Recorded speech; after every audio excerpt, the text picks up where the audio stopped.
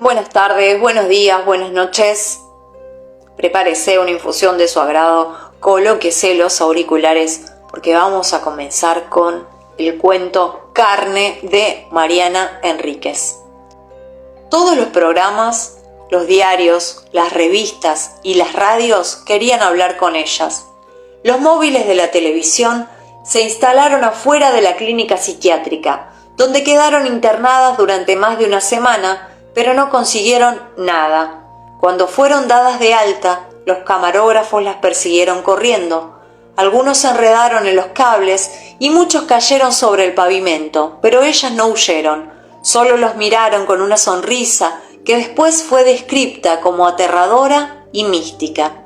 Y se fueron en el auto que manejaba el padre de Mariela, la mayor.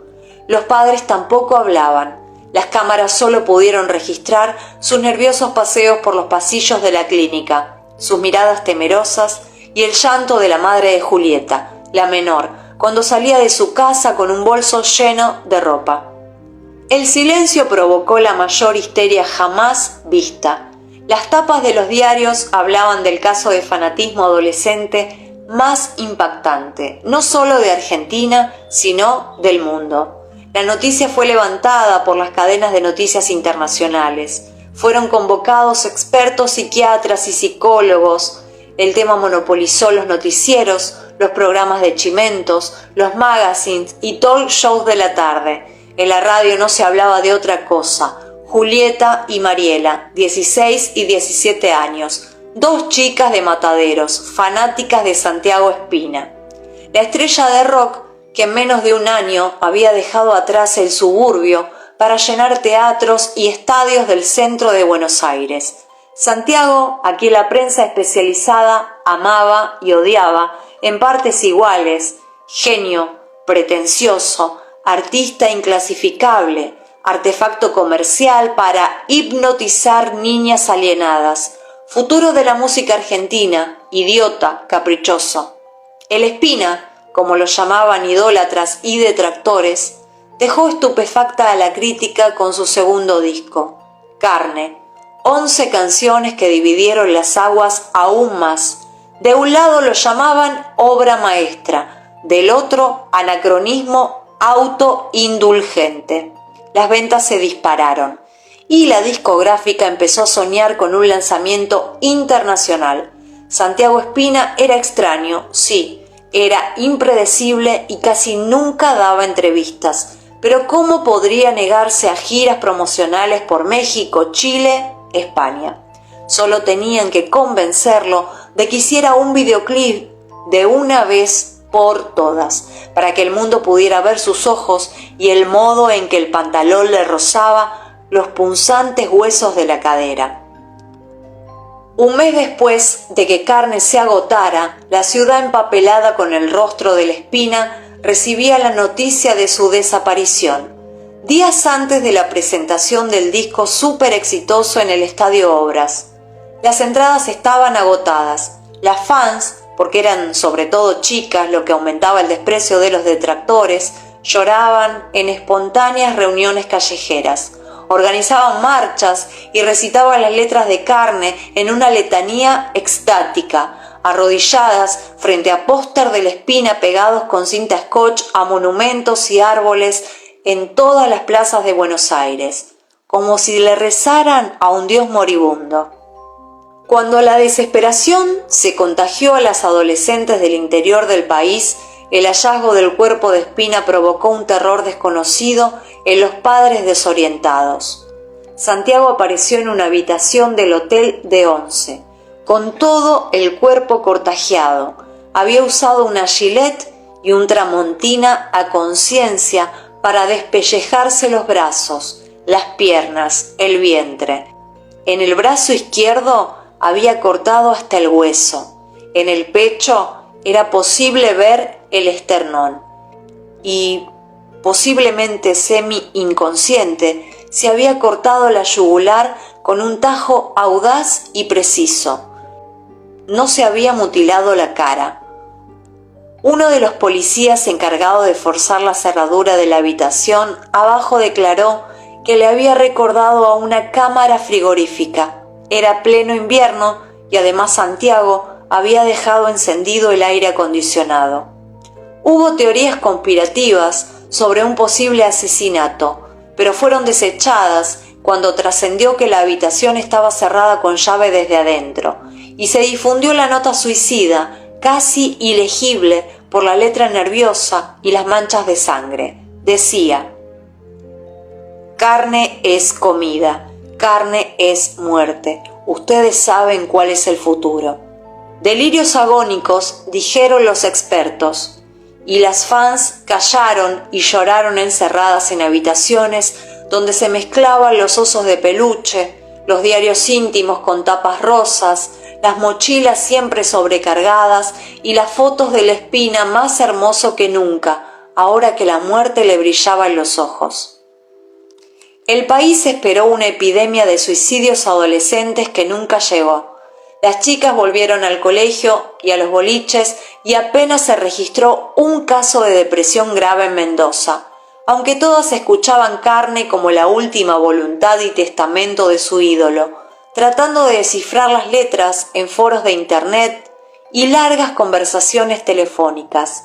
La prensa despidió a Santiago Espina con titulares y elegías, y por un tiempo solo se habló de suicidio, drogas y rock and roll.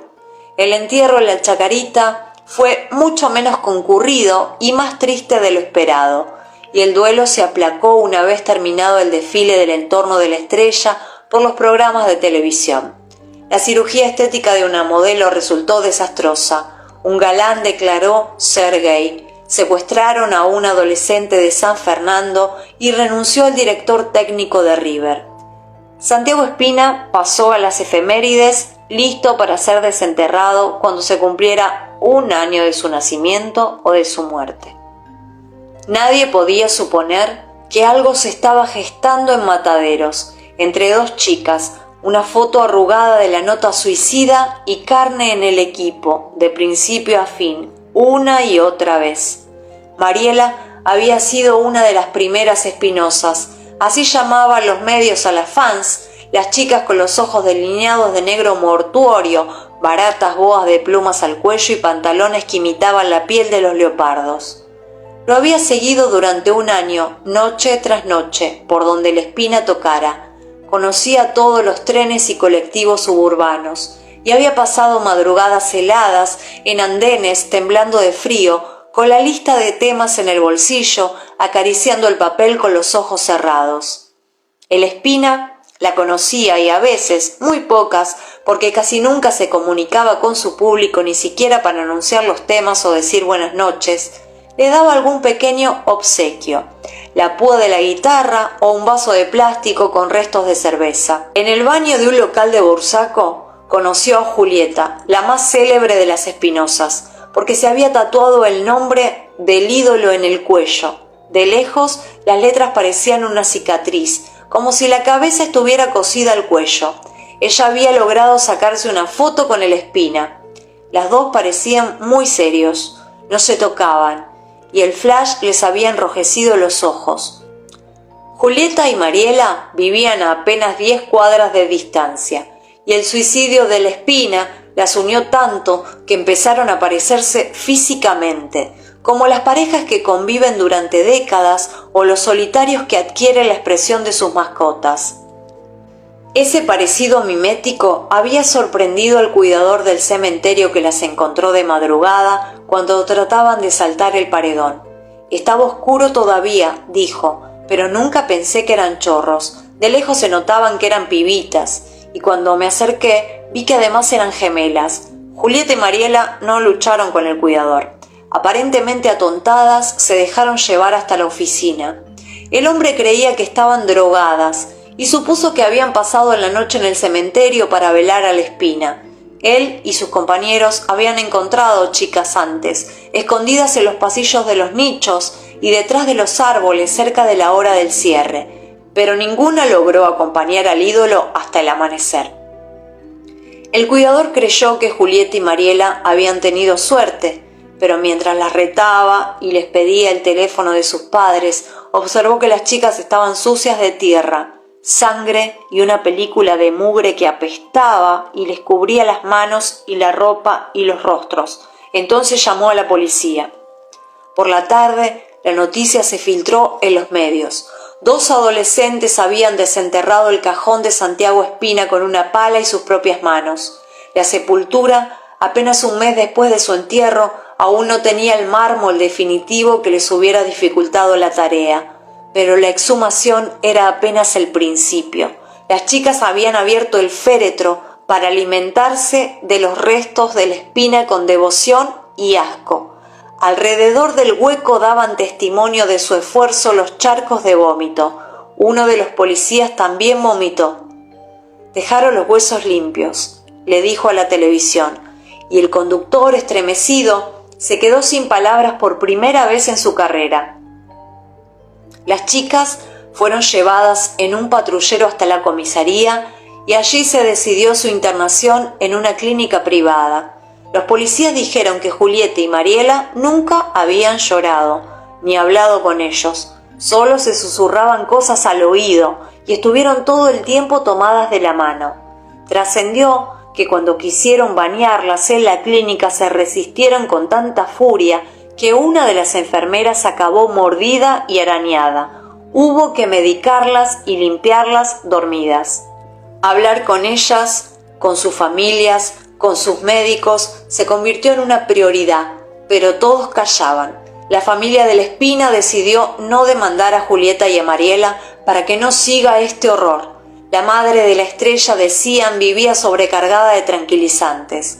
Las versiones de un intento de suicidio previo no pudieron confirmarse. Tampoco se encontró a ninguna novia de la Espina, solo amantes que no habían pasado más de una noche con él, y poco tenían para contar. Los músicos de la banda se negaron a hablar con la prensa, pero quienes lo conocían afirmaban que estaban choqueados y sobre todo asqueados. Se supo que todos abandonarían la música para siempre. Nunca habían tenido una buena relación con Santiago. Eran empleados o más bien esclavos que aceptaban sus caprichos con resignación, por ambición y una admiración distante. Las fans se sentaron malhumoradas en livings y paneles televisivos a pelear con conductores y psicólogos. Habían decidido evitar la ropa negra y aparecían despatarradas sobre los sillones con los labios rojos, pantalones de leopardo, remeras brillantes y las uñas rojas, azules, verdes, rosadas. Contestaban a las preguntas con monosílabos y a veces con risitas irónicas. Una de ellas, sin embargo, lloró abiertamente cuando le preguntaron qué pensaba de las chicas que habían comido del ídolo. Desafiante gritó: «Las envidio, ellas lo entendieron», y balbuceó algo sobre la carne y el futuro. Dijo que Julieta y Mariela estaban más cerca que cualquiera de ellas de la Espina. Lo tenían en su cuerpo, en su sangre. Hubo un programa especial sobre los adolescentes soldados caníbales de Liberia, que creen obtener la fuerza de sus enemigos devorados y usan collares de huesos. El canal que lo emitió fue denostado como ejemplo de mal gusto y simplismo. Se habló de la necrofilia como perversión nacional y los canales de cable programaron Viven y Voraz. Hasta Carlitos Páez Vilaró participó de una mesa redonda y se vio obligado a diferenciar su antropofagia por necesidad de esta locura. Especialistas en cultura rock y sociólogos desmenuzaron las letras de Carne. Algunos compararon a la Espina con Charles Manson. Otros, horrorizados, denunciaron ignorancia y simplismo y elevaron a la Espina a categoría de poeta y visionario. Julieta y Mariela, mientras tanto, permanecían en sus casas de Mataderos, separadas por 10 cuadras. Les habían prohibido volver a comunicarse. Dejaron el colegio. El padre de Mariela amenazó a los camarógrafos con un arma desde la terraza y los medios retrocedieron hasta la esquina. Los vecinos sí hablaban y decían lo predecible: «Buenas chicas, adolescentes un poco rebeldes, qué barbaridad, esto no puede volver a pasar». Muchos se mudaron. La sonrisa de las chicas, congelada en las pantallas de sus televisores y las tapas de los diarios, les daba miedo. Mientras tanto, en todo el país, En cada cibercafé, las Espinosas se reunían frente a las pantallas de las computadoras, porque comenzaron a llegar los mails. Ninguna podía jurar que fueran de Julieta y Mariela. No sabían si ellas tenían acceso a internet en su aislamiento, pero todas lo sabían, lo deseaban y guardaban el secreto celosamente.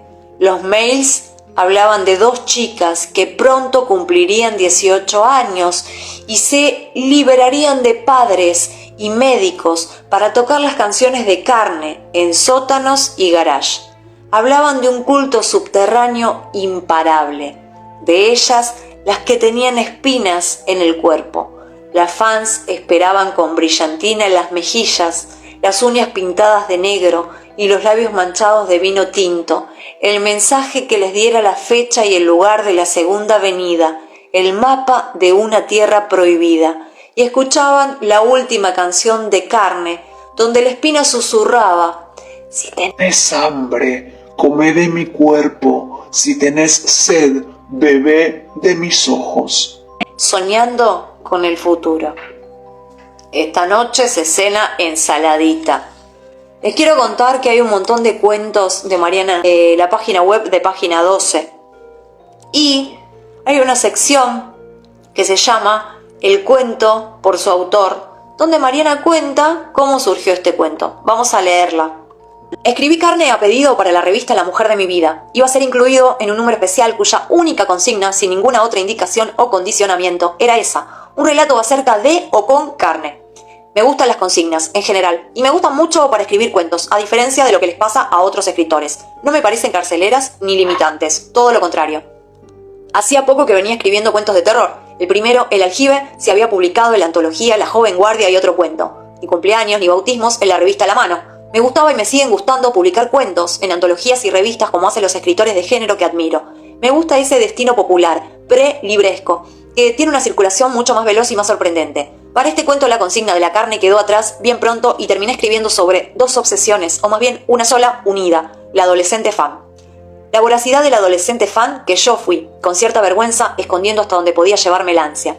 Y la casi obvia relación entre estas devociones y el éxtasis sagrado, que en algunos casos incluye la incorporación del cuerpo del amado mediante el sexo o mediante la ingesta. Cuando lo escribía, pensaba en el cuento Las Ménades de Cortázar, en las bacantes desgarrando el cuerpo de Orfeo, dejando sus miembros esparcidos y su cabeza arrojada al Ebro, después de escucharlo cantar, y en todas las chicas que cantan y lloran, y estoy segura se comerían a dentellada limpia a esos ídolos que no les dejan tocar. Busquen, el que no tiene acceso a poder comprar un libro, Mariana publica en un montón de revistas y en Página 12 van a encontrar un montón, ¿sí? Nos vemos en la próxima. Adiós.